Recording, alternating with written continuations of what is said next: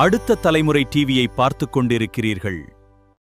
கோவை பீளமேடு புதூரை சேர்ந்த yoga master Chhatrapati June 29 முதல் ஜூலை 9 வரை 11 நாட்கள் அனாசனா உபவாசா தியானம் என்ற பெயரில் தொடர் யோகாசனங்கள் செய்து சாதனை படைத்துள்ளார். இந்த சாதனையின் முக்கிய நோக்கமாக ஊழலற்ற ஆட்சி அமைய வேண்டும், தனிமனித ஒழுக்கம் அவசியம், போரற்ற உலக வேண்டும் என்ற ஒரு முக்கிய நோக்கங்களின் அடிப்படையில் இந்த சாதனையை அவர் மேற்கொண்டதாக தகவல்கள் வெளியாகியுள்ளன.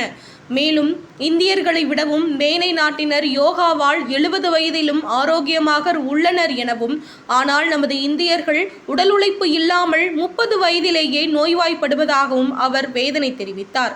மேலும் கடந்த 10 ஆண்டுகளாக யுனிவர்சல் யோகா சென்டர் நடத்தி வரும் இவர் நடிகர்களான சூர்யா, சிலம்பரசன், குஷ்பு உள்ளிட்ட பலருக்கும் யோகா பயிற்சி அளித்துள்ளார் என்பது குறிப்பிடத்தக்கது. வணக்கம், என் பெயர் சத்ரபதி, யோகா மாஸ்டர். சின்ன வயசுலேருந்து யோகா பண்ணுறேன். Karate black belt, gymnastics, silambam, skating, cine fight, இந்த மாதிரி விஷயங்கள்லாம் சின்ன வயசுலேருந்து அப்படியே ஃபுல்லாக ப்ராக்டிஸ் பண்ணிகிட்ருக்கேன் அண்ட் டீச் பண்ணிகிட்டும் இருக்கேன். 10 வருஷத்துக்கு முன்னாடி இருந்து யூனிவர்சல் யோகா கிங்டம் அப்படிங்கிற ஒரு சென்டர் ஆரம்பித்து அதில் வந்து 100கணக்கான பேர்த்துக்கு யோகா, தியானம் இதெல்லாம் சொல்லி கொடுத்துட்ருக்கேன். இப்போது தமிழக முதல்வர் மாண்புமிகு விஜய் அவர்களின் ஊழலற்ற ஆட்சி தொடர்ந்து நீடிக்க எந்த தடங்களும் வராமல் இருப்பதற்காக 11 நாள் மாரியம்மன் கோயில், பீளமேடு புதூர் மாரியம்மன் கோயிலில் 11 நாள் தியானம் செய்து கொண்டிருக்கிறேன். இன்றைக்கி கடைசி நாள். மார்னிங் 7 to ஈவினிங் 7 ப்ராக்டிஸ் பண்ணுறேன். இடையில கொஞ்சம் பிரேக் விட்டுட்டு சாப்பிடாமல் பேசாமல் இருந்து ப்ராக்டிஸ் பண்ணிகிட்ருக்கேன். இந்த யோகா வந்து சின்ன வயசுலேருந்து ப்ராக்டிஸ் பண்ணிகிட்ருக்கேன். அதுபோக இப்போ தியானம், மெடிடேஷன் இதெல்லாம் டீச் பண்ணிகிட்ருக்கேன். இதுக்கு முன்னாடி பார்த்தீங்கன்னாக்கா சூர்யா, சிலம்பரசன், குஷ்பு, இளையராஜா அவர்களுடைய மகன் யுவன் சங்கர் ராஜா, கார்த்திக் ராஜா, பவதாரணி இவங்களுக்கெல்லாம் டீச் பண்ணியிருக்கேன். சயின்டிஸ்ட் சகுந்தலா தேவிக்கு யோகா டீச் பண்ணியிருக்கேன். அமெரிக்கன் பிரிட்டிஷ் கவுன்சில்ஸ்க்கெல்லாம் டீச் பண்ணியிருக்கேன். எக்ஸ்-சிஎம் ஓ பன்னீர்செல்வம் அவர்களுடைய சன்னு ரவீந்திரநாத்துக்கு ட்ரைனிங் கொடுத்துருக்கேன். இன்னும் சாதாரண எல்லா துறை மக்களுக்கும் நான் யோகா தியானம் டீச் பண்ணிட்டு வர்றேன். இப்போது தனி மனித ஒழுக்கம் மேம்பட வேண்டும், உலக நன்மை, போரற்ற உலகம் அமைய இந்த தியானம் செய்து கொண்டிருக்கிறேன். தமிழக வெற்றி கழகத்தின் ஊழலற்ற ஆட்சிக்கு தடைகள் நீங்க வேண்டி இந்த தியானம் செய்து கொண்டிருக்கிறேன். விஜய்க்கு நான் டீச் பண்ணதுனால அவருக்காக ஸ்பெஷலாக நான் பண்ணிகிட்ருக்கேன். அது போக என்னென்னாக்கா, இதுக்கு முன்னாடி வந்து பாம்பேயில் வந்து குண்டுவெடிப்பு நடந்தது. மும்பை குண்டுவெடிப்பு சம்பவத்திற்கு எதிர்ப்பாக 21 நாள் ஒரு கண்ணாடி ரூமில் வெளியே வராமல் சாப்பிடாமல் பேசாமல் இருந்து தியானம் பண்ணியிருக்கேன். சதுரகிரி மலையில் 8 நாள் சாப்பிடாமல் பேசாமல் இருந்து தியானம் பண்ணியிருக்கேன்.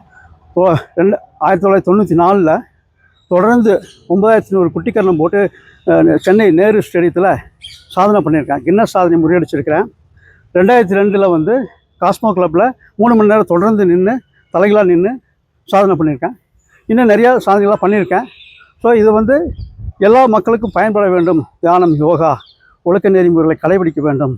அதனால் வந்து நாட்டுக்கு ரொம்ப இப்போ நடக்கிற சம்பவங்கள்லாம் பார்த்துருப்போம். நம்ம நிறையா விஷயங்கள் நடந்துகிட்ருக்குது. அதெல்லாம் கட்டுப்படுத்தணுன்னாக்கா தூய்மையாக, ஒழுக்கமாக, நல்ல பழக்க வழக்கங்களை கடைபிடிக்க வேண்டும் எல்லோருமே. அப்போ ஆட்சி நல்லா நடக்கும் அப்படிங்கிறது தான். அதுக்காக இந்த தியானத்தை நான் பண்ணிகிட்ருக்கேன். மேற்கொண்டு இன்னும் மிகப்பெரிய லெவலில் பண்ணணும் அப்படிங்கிற விருப்பம் இருக்க பண்ண போகிறேன். விஜய் தலைமையிலேயே சென்னையில் பண்ணலான்ட்டு இருக்கேன். நீங்கள் தமிழக முதல்வருக்கு யோகா கற்றுக் கொடுத்துருக்கேன்னு சொல்லி அவருக்கு நான் கற்றுக் கொடுக்கும்போது பார்த்தீங்கன்னாக்கா ஒரு 10 மூமெண்ட் நான் சொல்லித்தரேன் வைங்களேன். ஒரு 10 மூமெண்ட்டு பார்த்துட்டு உடனே ப்ராக்டிஸ் பண்ணுவார். மற்றவங்க மாதிரி மூமெண்ட்டு தப்பெல்லாம் பண்ண மாட்டார். ரொம்ப சீக்கிரமாக கற்றுக்கிட்டாரு. அப்புறம் அவங்க வந்து கற்றுக்கும் போது எங்கேயாவது வெளியூர் போகிறாங்க அப்படின்னாக்கா வீட்டுக்கு அவங்க அசிஸ்டண்ட்கிட்ட சொல்லி அனுப்புவாங்க. அப்போ ஃபோனோ பேஜரோ எதுவுமே இல்லை. அது அந்த காலகட்டத்தில் செல்ஃபோன்லாம் கிடையாது. வீட்டுக்கு வந்து அவங்களோட உதவியாளர் வந்து, ஆனால் ஊருக்கு போகிறாங்க, அம்மா அப்பா எல்லாம் ஊருக்கு போகிறாங்க, அதனால் ஒரு 3 நாளைக்கு லீவுங்க அப்படின்னு சொல்லுவாங்க. அது வந்து யாருமே சொன்னது கிடையாது இந்த லைஃப்பில். அதே மாதிரி 1 மாதம் முடிஞ்ச உடனே ஃபீஸ் உடனே கொடுத்துருவாங்க. அதுலேயும் பாரபட்சமே பார்க்க மாட்டாங்க. எல்லாத்திட்டையும் கேட்டு வாங்கணும். அது போக என்னென்ன கேட்டிங்கனாக்கா 6 மணிக்கு நான் கிளாஸுக்கு போகிறேன் அப்படின்னாக்கா சோபா மேடம், சந்திரசேகர் சாருக்கும் நான் கிளாஸ் எடுத்துருக்கேன் யோகா. 6 மணிக்கு நான் உள்ளே என்ட்ரி ஆகும்போது வீட்டுக்குள்ளே அவங்க 2 பேர் ரெடியாக இருப்பாங்க. பெட்ஷீட்டெல்லாம் விரித்து போட்டு உட்காந்து யோகா பண்ணுறதுக்கு ரெடியாக இருப்பாங்க. கண்டினியூவாக ப்ராக்டிஸ் பண்ணாங்க அவங்க.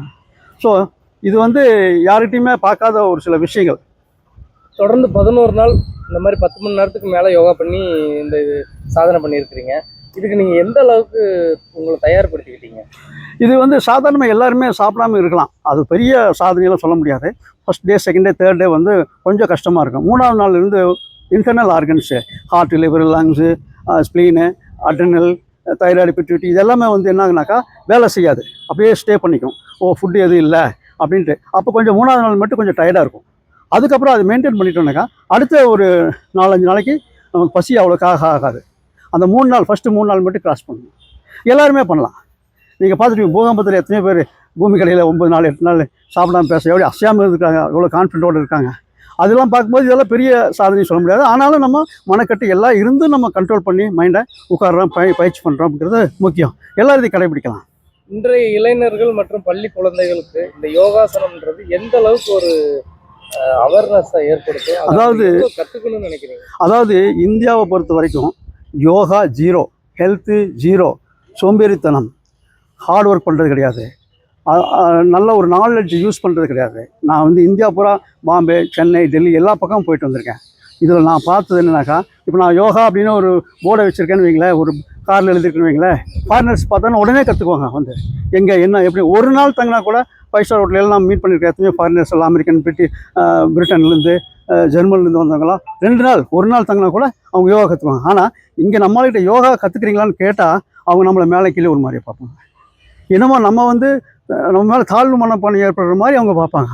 தப்பாக ஏதோ சொல்லிட்டோமோ அப்படிங்கிற மாதிரி அதை கண்டுக்கவே மாட்டாங்க. இன்னொரு உலகம், அது மிகப்பெரிய சக்தி வாய்ந்த ஒரு விஷயம். யோகா, தியானம், விஞ்ஞானம், அகிம்சை, சத்தியம், அபரிக்கிரகம், அஸ்தேயம், பிரம்மச்சரியம், நியமம் இதெல்லாம் இருக்காதுல்ல. இதை கடைபிடிச்சாவே நாடே சுபிச்சு. இதுதான் மிகப்பெரிய கல்வி, இந்தியாவில் இருக்கிற மிகப்பெரிய கல்வி. ஆனால் ஃபாரினர்ஸ் எல்லாம் பண்ணுறாங்க. அமெரிக்கன்ஸு, ஃப்ரான்ஸு, ஜெர்மனிலாம் கோடி கட்டி பறக்குது யோகா. இங்கே யாருக்குமே தெரிய மாட்டேங்குது, சொன்னாலும் கேட்க மாட்டேங்குது. ரொம்ப அவேர்னஸ் கொண்டு வரணும். அந்த அவேர்னஸ் ஏற்றுறதுக்கு நீங்கள் என்ன சொல்ல வரீங்க? இதை வந்து நம்ம வந்து எல்லா மீடியாக்கள்லையுமே பப்ளிஷ் பண்ணணும். பேப்பர்லேயும், டிவிலையும், மீடியாக்கள்லையும் அதை வந்து ஊக்குவிக்கிற மாதிரி நடத்தணும், விஷயங்கள் நடத்தணும், நிகழ்ச்சிகளை ஏற்படுத்தணும். அப்போ வந்து இதில் அவேர்னஸ் வந்து அதை புரிஞ்சுட்டாங்கன்னா போய் விட மாட்டாங்க. இப்போ நீங்களே ஒரு 4 நாள் யோகா பண்ணிங்கன்னா, இவ்வளோ விஷயம் இருக்கா, ஹார்ட்டு, லிவர், லங்ஸுக்கு, ஸ்ப்ளீனுக்கு இப்படி சரியாக நல்ல தூக்கம் வரும், நல்ல சிந்தனைகள் வரும். அப்போ அதாவது கல் குடிக்காமலேயே போதை உண்டாகுன்றார் திருமூலர். காற்றினும் புள்ளினுமிக்க புறவியை மேற்கொண்டால் கல் உண்ணாமலேயே போதை ஏற்படும் அப்படின்றார். அவ்வளோ சுகமாக இருக்குது அப்படின்றார் அவர். அதெல்லாம் நம்ம பயிற்சி பண்ணோம்னா அந்த தியானத்தில் ஒரு நிலை போகும்போது மைண்டு அவ்வளோ சாத்வீகமாகும். அது எப்படி சொல்கிறது, மிதக்கிற மாதிரி இருக்கும். அப்படியே உடம்பு வந்து நீங்கள் யோகா பண்ண அப்படியே நின்றுட்டுருக்கீங்களா, உட்காந்துருக்கீங்களா, கையை தூக்கிக்கலாம்னே தெரியாது. அந்தளவுக்கு ஃப்ரீயாக இருக்கும் பாடி. அதை அனுபவிச்சா விட மாட்டாங்க.